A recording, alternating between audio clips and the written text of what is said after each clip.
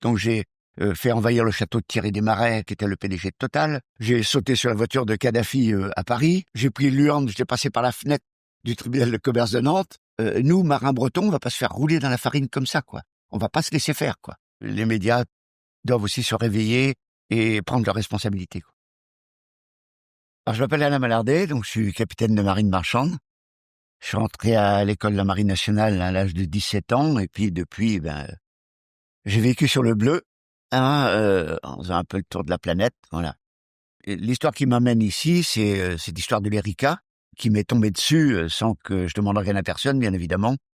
Le 12 décembre 1999, ce pétrolier hors d'âge et hors de bonnes conditions de navigation est venu sombrer donc au large de la Bretagne, entraînant une pollution majeure sur toute la côte, allant donc jusqu'à la Charente-Maritime, depuis le sud Finistère jusqu'en Charente-Maritime. 6000 victimes au total qui ont été privées de leurs activités et qui évidemment sollicitaient des indemnisations. Il y a eu un gros procès à Paris pour engager les responsabilités. J'ai passé 1 mois et demi à Paris suivre les audiences en première instance et à la cour d'appel, dont le président était monsieur Jean-Baptiste Parlos, qui est aujourd'hui premier président de la cour d'appel de Rennes.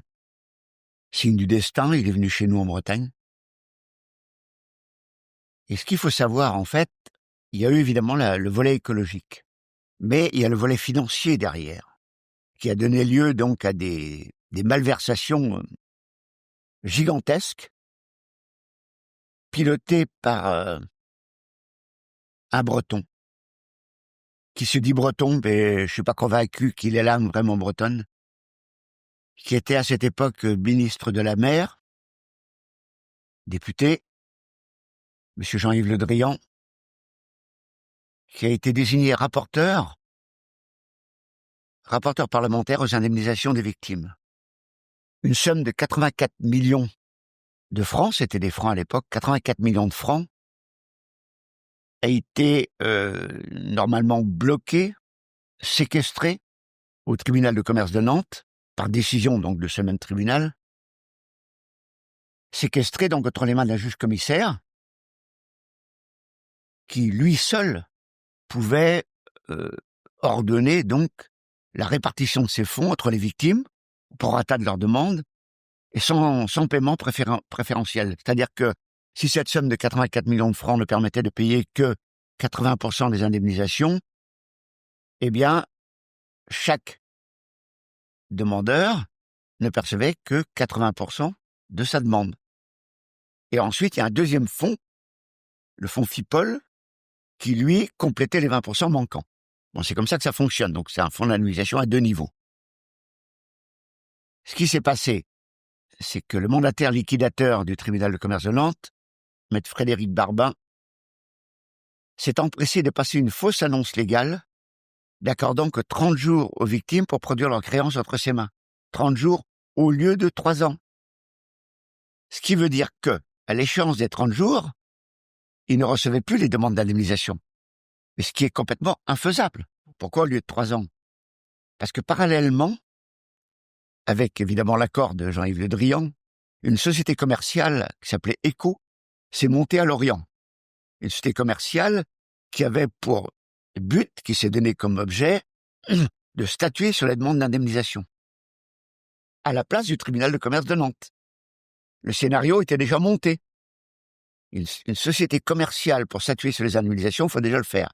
Alors cette société d'indemnisation, donc composée par un des plus grands truands de l'Orient que tout le monde connaissait, un certain monsieur Jacquemin, Alain-Méry Jacquemin, avec sa femme et avec sa mère, monte cette SARL, assisté également par 3 courtiers maritimes de Brest, qui étaient des agents de la Steamship Mutual, qui est l'assureur de l'Erika. Ça paraît peut-être compliqué, mais en fait, pour faire simple, le tribunal de commerce de Nantes dispose, à travers le juge-commissaire, de 84 millions de francs, qui doivent être normalement séquestrés à la Caisse des dépôts et consignations, et donc seul le juge-commissaire peut débloquer cette somme au profit des victimes. Bon. Et les victimes ont 3 ans pour présenter leur créance. Mais donc, avec cette fausse annonce légale parue dans un journal qui s'appelle l'Informateur judiciaire à Nantes, n'accordant que 30 jours, eh bien, au bout de 30 jours, ce fameux mandataire liquidateur, ah, mais moi, je peux plus recevoir vos demandes, les 30 jours sont épuisés, allez à la SARL Eco à Lorient. Donc, on envoyait les victimes dans la gueule du loup. C'est-à-dire dans cette société commerciale qui se substituait au juge commissaire pour statuer sur les indemnisations. Et donc, ces 84 millions de francs, 13 millions d'euros donc aujourd'hui, ces 13 millions d'euros ont atterri dans cette SARL Eco à Lorient qui en a fait exactement ce qu'elle en a voulu. Partant de là, ayant un petit peu compris le système qui se mettait en place, j'ai commencé par faire une grève de la faim devant le bureau de cette SARL Eco avenue La Perrière à Lorient et demander la révocation du tribunal de commerce de Nantes pour infraction donc à la réglementation et au droit maritime. Alors ça a été un combat très dur, j'ai fait envahir le tribunal de commerce de Nantes, il y avait des élections qui étaient mises en place pour statuer sur un nouveau juge commissaire, j'ai pris l'urne, je l'ai passé par la fenêtre du tribunal de commerce de Nantes, ce qui m'a valu 1 mois de prison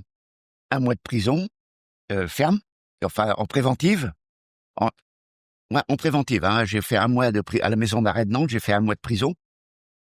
Ensuite, passé en jugement, j'ai pris 6 mois avec sursis, parce que m'a-t-on dit, quand vous attaquez une élection, l'élection c'est le sang de la démocratie, monsieur.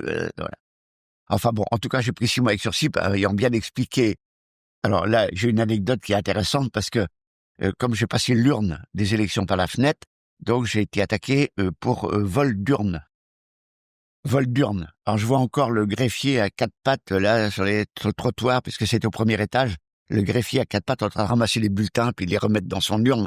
Et mon avocat, commis d'office, l'arrête et dit « Monsieur le Président, il n'y a pas vol d'urne, il y a eu envol d'urne. » C'est rigolo comme tout, enfin bon, il y a l'anecdote qui était marrante. Mais enfin voilà. Alors j'ai quand même fini par obtenir de la Cour d'appel de Rennes la récusation du tribunal de commerce de Nantes. Donc, le premier président de la Cour d'appel de Rennes nomme un nouveau tribunal un nouveau tribunal de commerce pour remplacer celui de Nantes. Et il nomme le tribunal de commerce de Rennes. Et nous voilà repartis donc à Rennes, défendre notre cause. Et là, évidemment, avec un nouveau mandataire liquidateur, un dénommé Christophe Bidan, à une réputation sulfureuse, un avocat d'affaires de Rennes. Et ils mettent pas vraiment n'importe qui, quoi. Ces gens-là sont choisis à l'avance, et par la Cité Mutuelle, et par Jean-Yves Le Drian, de manière à ce qu'ils les contrôlent. Alors donc, on nous nomme ce mandataire liquidateur, un président du tribunal de Rennes, M. Michel Pécoul, et un nouveau juge commissaire, et j'apprends, en creusant un petit peu tout ça, j'ai passé du temps moi là-dessus, hein. J'ai passé 2 ans à travailler là-dessus, ferme, hein, 2 ans ferme, pour écrire mes bouquins, donc ça, celui-ci, c'est le 3e, hein, non, c'est le 2e, j'en ai fait 3, il y en a encore un autre qui vient derrière.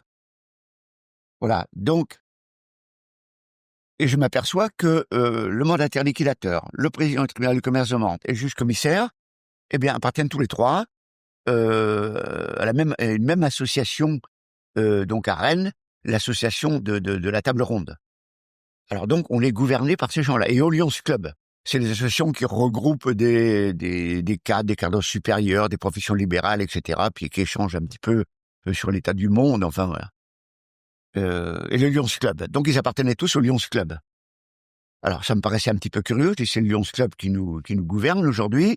Et je m'aperçois qu'il y a une continuité dans ce qui était fait à Nantes, que le fameux mandataire liquidateur, le fameux Christophe Bidan, l'avocat d'affaires, continue à traiter avec la SARL Eco à Lorient, alors que le juge commissaire aurait dû recevoir les fonds et décider sur le dessin des fonds. Donc là, on a une chance extraordinaire. On a eu un juge commissaire, parce que j'ai fait donc récuser ce juge commissaire qui était nommé. Il y en a un autre qui a été nommé, M. Jacques Delage, paix à son âme, qui lui seul nous a défendus. Lui, il a dit, moi, je veux appliquer la réglementation, je veux appliquer le droit international, je veux les fonds à la Caisse des dépôts et consignations, je veux les fonds et moi seul les répartirai entre les victimes. Mais évidemment, les fonds étaient à Lorient, il ne voulait pas s'en dessaisir, hein, puisqu'il les distribuait comme ça à tous les copains, à n'importe qui. Il y a eu des jardineries, une jardinerie d'Henbon, Baobab, moi j'ai pas peur de les citer, hein, la jardinerie qui a eu des fonds d'indemnisation pour la marée noire. Faut quand même le faire, quoi. Et après, je m'aperçois que le directeur était le mari d'une des secrétaires de la SARL. Enfin, c'était que des trucs comme ça, quoi. C'était une vraie mafia, quoi, qui a été mise en place.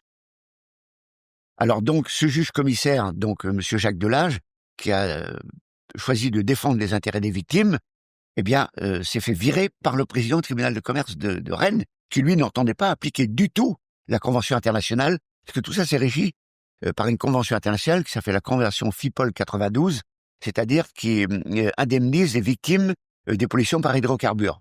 Ah, voilà cette convention mise en place, signée par les États et ratifiée par la France, donc applicable immédiatement.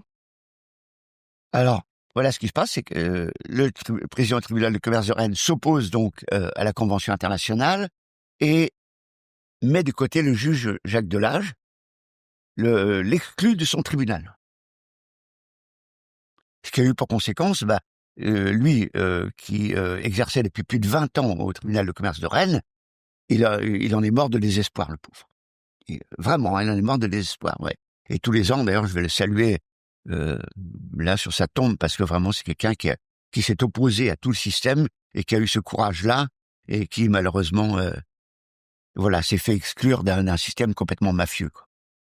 Alors en tout cas, partant de là, je m'attaque encore au tribunal de commerce de Rennes et je le fais récuser à nouveau. On va dire, mais qu'est-ce qu'il nous raconte celui-là? À lui tout seul, il a fait récuser déjà 2 tribunaux de commerce. Eh ben oui, et même 3, parce qu'il y en a un troisième qui va suivre. Alors donc, j'obtiens la récusation du tribunal de commerce de Rennes. On est en train de faire le trop-braise, là, tu vois. Et le premier président donc de la cour d'appel nomme un 3e tribunal de commerce, suite Saint-Brieuc. Alors, on ouvre la repartie à Saint-Brieuc. Et cette fois, on va peut-être réussir à faire appliquer la convention. Non, même Stra, la même chose.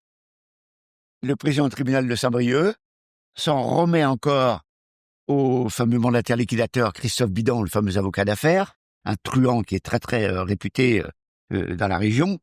Quelle année? On est en quelle année? En 2006, me semble-t-il. Ouais. Et donc voilà, le nouveau tribunal de commerce de Saint-Brieuc donc est nommé, et je m'attache à lui faire appliquer la convention, ce qu'il refuse. Ils veulent conserver les liens avec Christophe Bidan, qui lui traite toujours avec la SRL Eco de Lorient, qui gère donc qui s'est accaparé les 84 millions de francs, donc les 13 millions d'euros, qui les a accaparés en les distribuant à qui veulent, comme ils veulent, etc. comme ça. C'est complètement scandaleux. Et tout ça couvert par Le Drian, qui est le rapporteur parlementaire aux indemnisations. C'est fou, quoi.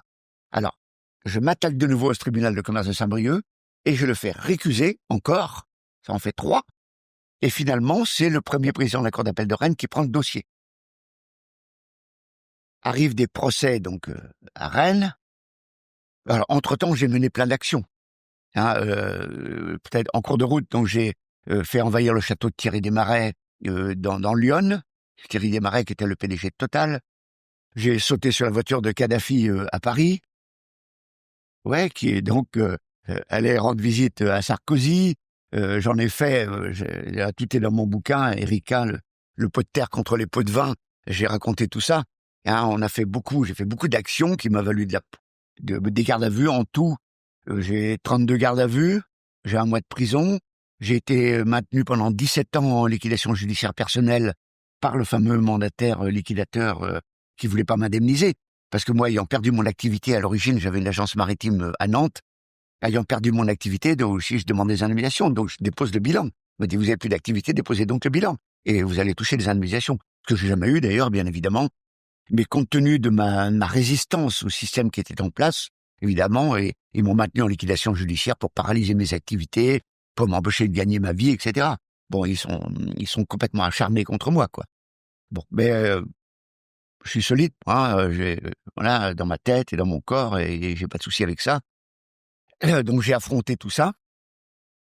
Et aujourd'hui, ça continue, parce qu'en fait, toutes les procédures qui ont été amenées devant la cour d'appel de Rennes, toutes les victimes ont été condamnées. Systématiquement, les victimes étaient condamnées. L'exemple le plus frappant, c'est les coefficients de marée. Parce que cette fameuse SARL Eco à Lorient, pour ne pas indemniser les pêcheurs de palourdes, des pêcheurs à pied, qui étaient au nombre de 270 dans le golfe du Morbihan, a décidé unilatéralement que les pêcheurs à pied ne pouvaient pas travailler en dessous d'un coefficient de marée de 85. Parce que l'estran n'était pas suffisamment découvert et qu'il n'y avait pas de surface de pêche suffisamment conséquente pour aller pêcher. C'est complètement débile. Parce que les coefficients de marée de 85, c'est en moyenne 1 semaine par mois. Donc comme il y a eu 3 mois de fermeture administrative du golfe, 3 mois de fermeture 3 mois Donc 3 mois, ça fait 12 semaines. Eh bien, ça leur a permis de les indemniser que 3 semaines, puisqu'ils ne pouvaient pêcher que au-delà des coefficients de marée de 85, donc 1 semaine par mois, donc pour 3 mois, 3 semaines. Ça fait que là, ils ont gagné plus de 2 millions d'euros sur cette affaire-là. Sur les 270 pêcheurs qu'il fallait indemniser 3 mois complets et non pas 3 semaines. Et la Cour d'appel de Rennes valide cette affaire-là, valide le fait que les pêcheurs ne peuvent travailler que pour des coefficients de marée supérieurs à 85. Mais comment peut-on vivre avec 1 semaine de salaire par mois, sachant que les cotisations à l'ENIM, puisque l'ENIM c'est la caisse des marins, que les cotisations à l'ENIM sont payées pendant tout le mois, qu'il faut bien vivre, ces gens-là ont des familles, des femmes, des enfants, etc., des crédits de maison, que sais-je. C'est infaisable de vivre avec 1 semaine de salaire par mois. Et malgré tout, ça a été validé par la Cour d'appel de Rennes. Moi, je les représentais aussi, parce que ils étaient au sein de la Confédération maritime que j'ai créé ce syndicat pour regrouper justement les victimes, pour défendre leurs intérêts de manière à ce qu'elles soient indemnisées justement. Bon, ce qui évidemment n'a pas fonctionné, puisque compte tenu de ce que je viens d'expliquer, parce que les 13 millions d'euros ont été dilapidés, mais vraiment dilapidés, et on ne sait toujours pas comment, on n'a toujours pas les comptes. Personne ne sait où c'est passé. Moi, j'ai manifesté contre le Drian devant chez lui, sa maison à Rennes, il y a encore quelque temps, il y a 1 an, et j'ai été condamné pour ça. Mais j'ai été condamné à titre personnel. Ils m'ont condamné non pas au titre de représentant de la Confédération maritime, mais à titre personnel. Et j'ai été interdit d'exercer mon activité pendant 2 ans. Là, les 2 dernières années, 2023, 2024, j'ai pas pu travailler, ils m'ont retiré mes brevets de capitaine. C'est moi, mon activité consiste ces dernières années, donc, à être instructeur maritime, faire des formations maritimes, et à commander mon bateau pour faire des croisières. Mais j'ai besoin de mon brevet de capitaine pour ça. Ils me l'ont retiré pendant 2 ans, de manière à m'assécher complètement, financièrement. C'est pour ça qu'aujourd'hui, mon bateau, il se trouve dans l'état où il est, parce que pendant 20 ans, je l'ai acheté en 2004, ce bateau. Pendant 20 ans, j'ai assuré son entretien par les revenus des croisières. Je les investissais totalement dans l'entretien du bateau, parce que c'est un bateau du patrimoine que j'ai acheté. Mais là, ces 2 dernières années, n'ayant plus de revenus, j'ai pas pu assurer l'entretien. Donc voilà, aujourd'hui, ça va être de l'argent public, demande de subvention, etc., pour remettre le bateau en état. Voilà où on en est aujourd'hui, et on n'a toujours pas de solution. La solution, elle arrive toujours pas. À telle enseigne que, avec la gendarmerie, je suis reçu à la gendarmerie à peu près régulièrement, là, tous les 15 jours, 3 semaines, déposer des plaintes à chaque fois. Non, à Pontivy, près de chez moi. Ouais, parce que Pontivy, pour lui, c'est trop près de l'Orient. Et il y a beaucoup trop d'influence. Bon, les gendarmes, je sais que ce sont des militaires, incorruptibles, mais quand même.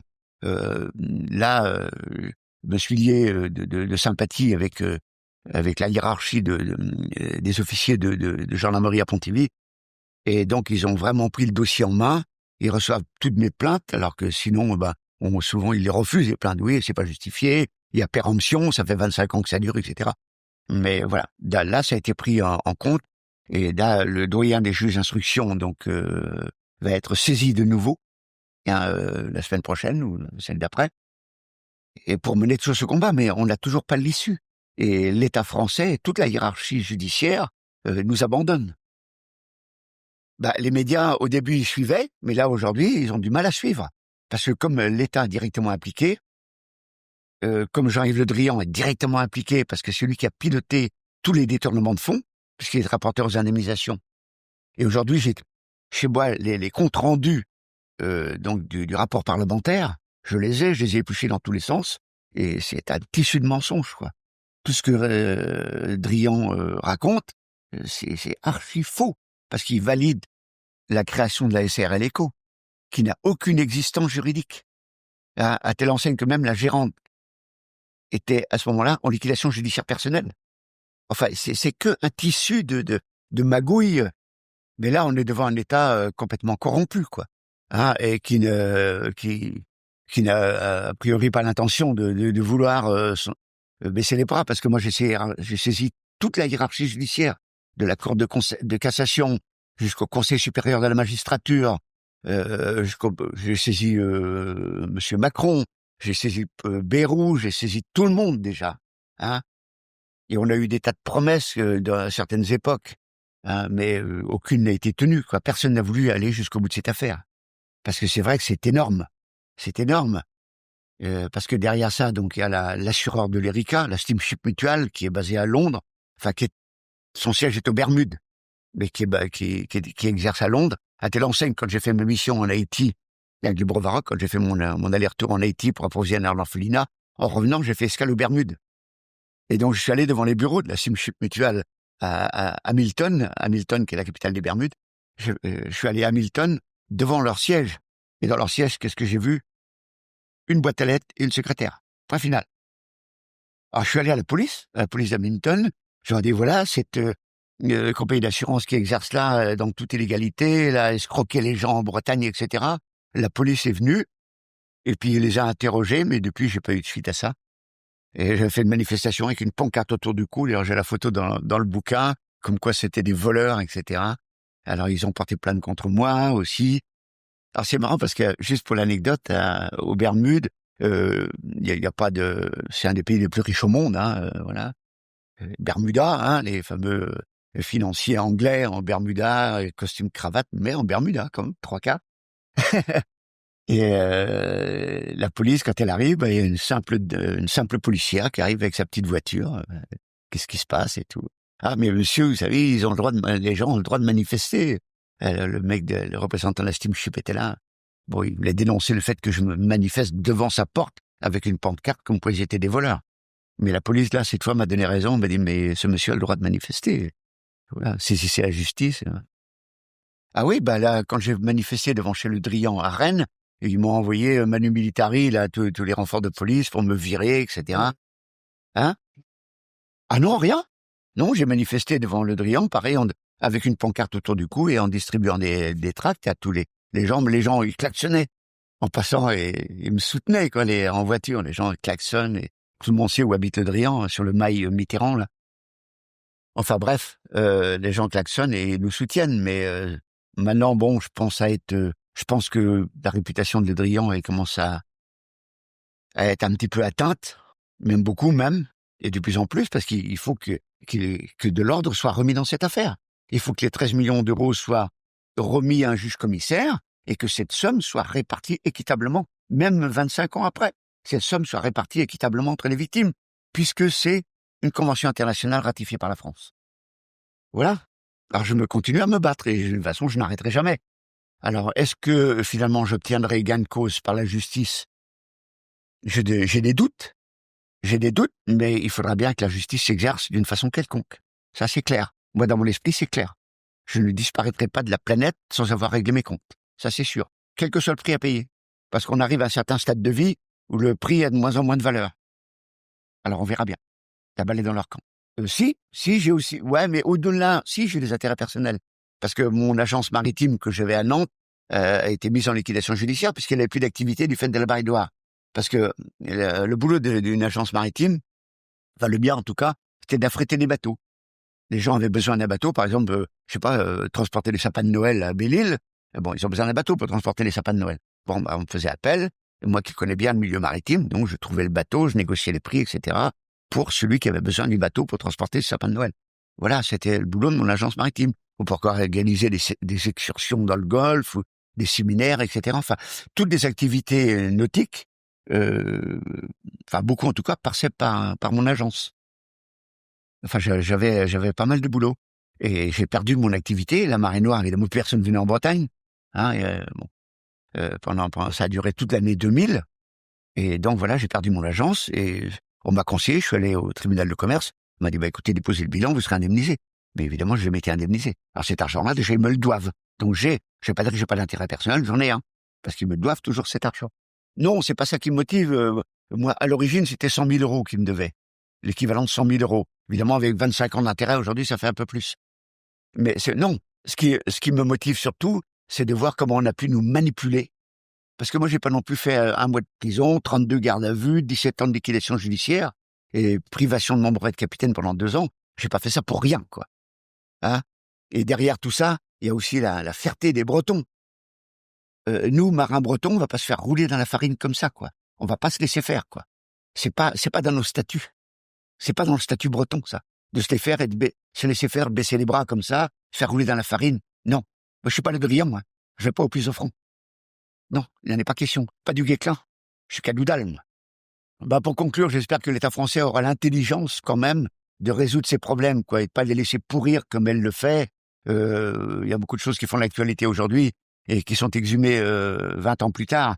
Mais quand on met comme ça la poussière sous le tapis, un jour ou l'autre, elle finit par ressurgir, et avec encore beaucoup plus de violence qu'à l'origine.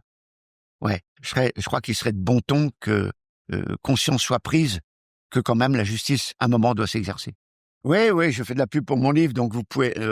Pour mon livre, vous pouvez me commander par mail, sur mon adresse mail a.malard@orange.fr. Vous pouvez me le commander là. Et puis je fais un appel aux médias aussi pour que quand même euh, cette affaire soit quand même mise au jour, quoi.